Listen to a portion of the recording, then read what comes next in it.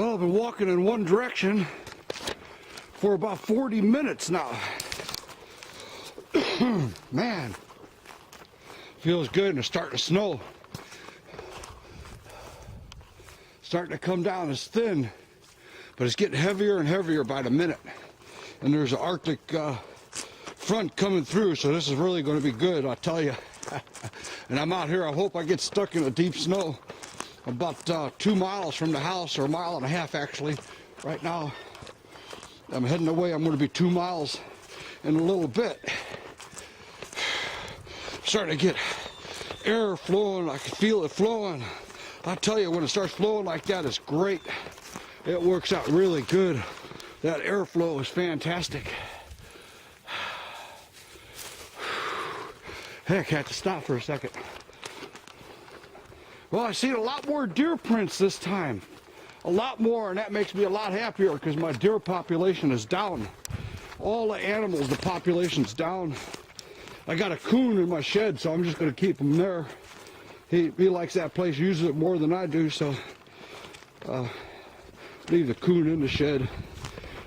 Got a couple of mice there. Leave them in there too. They're not hurt nothing. Good little guys. I like the mice. They're the sweetest little guys you ever meet. That coon's a pretty good guy too. He's pretty nice to me. So, possums, they're always nice to come in the house. Had a coon in the house, but I had possums, the whole family raised in the house.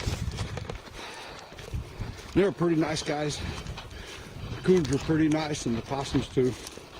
It's not like people think a mouse, if people jump up and down and scream to see a mouse, so what? Is that mouse going to hurt? Mice are pretty nice animals. They're sweet animals. They're good guys. I'd tear up the house a little bit, but and you can't have them in the house. But you know, I'm not just going to kill them because they're mice. Absolutely not. Well, here's an old oxbow lake.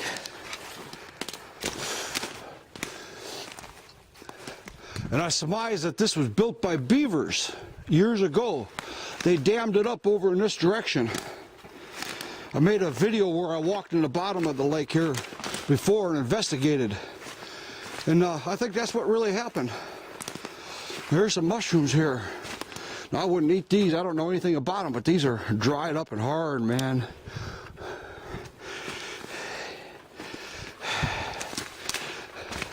A lot of the trees are having limbs dying off, but this is not a normal forest floor being this rugged with dead stuff all over the place. Never used to be like this years ago.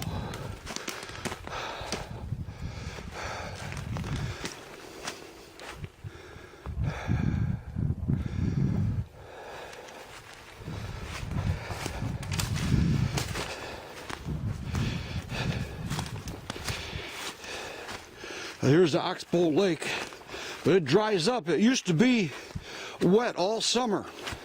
At least I think it was. Every time I came out here it was.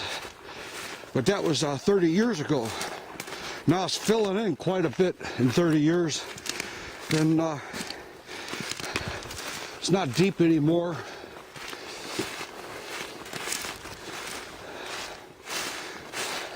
Never went fishing in there.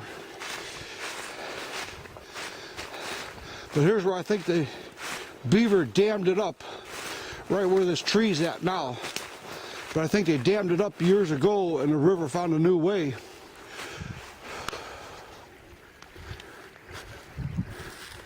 This looks like it'd be a nice fishing hole, but there's no fish here anymore. There's no more crawdads, and the shellfish have even died. Something's wrong with this river. I'm going to find out this year. Looks like some kind of trash underneath there. Nice clean sandbar. This might even fill in the way the current's changing. This sandbar might actually fill this thing in.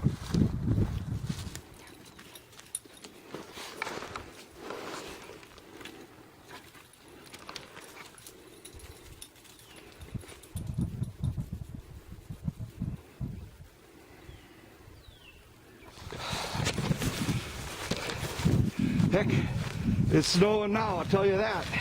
It's coming down, and this is the way it is. Now I'm about 2 miles away from home.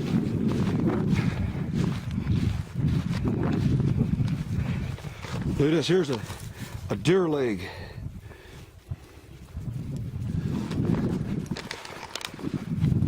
The coyote's got him.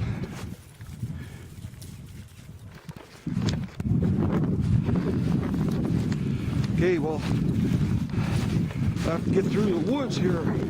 It's a little bit swampy where I'm at right now, so I have to skirt this area. It's a good thing I have these Gore-Tex boots on.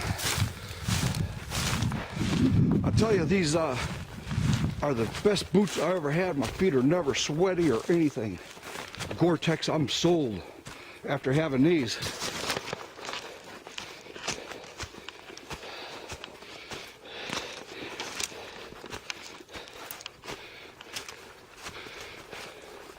Okay, coming up through the woods here, climbing this hill. I see these honeysuckles. They're growing here, and they're taking over this whole part. It's not good news. Okay, I gotta get away through this fence. Here we go, here's a thing I crawl under here.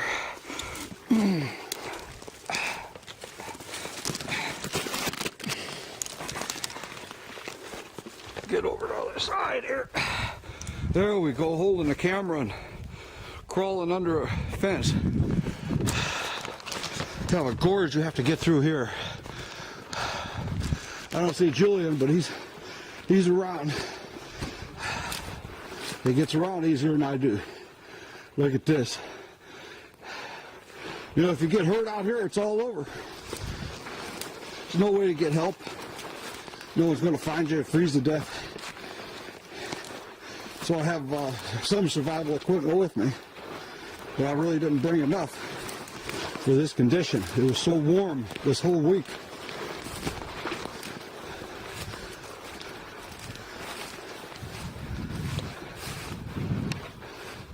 Okay, Julian, let's go.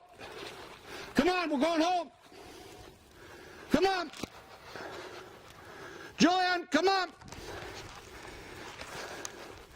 Come on, let's check in. Let's go.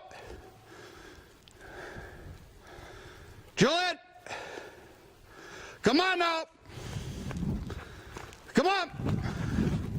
Come on.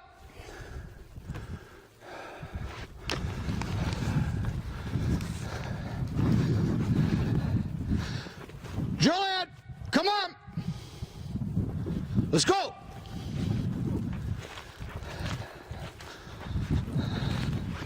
Julian, come on now. Let's go. Let's go.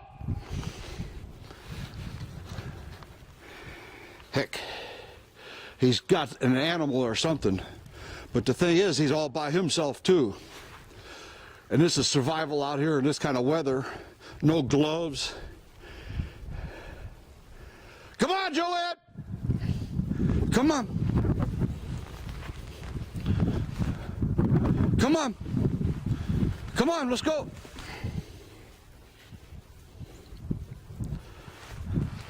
Okay, that's a good boy. Come on now.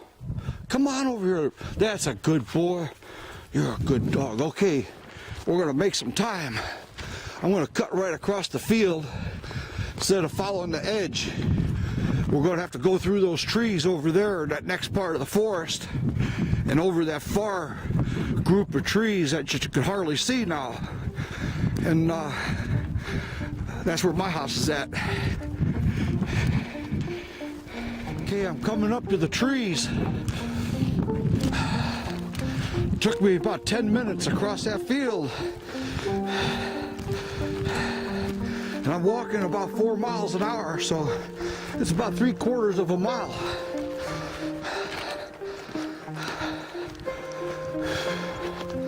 I got a good breath going. It's real good now. It's not like the early ones where you get breathing hard, you have to stop. This is now my second wind where I can sustain a higher heart rate.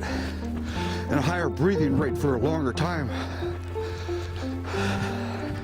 Spent a lot of years laying in bed for over 11 years, almost continuously, having to lay down.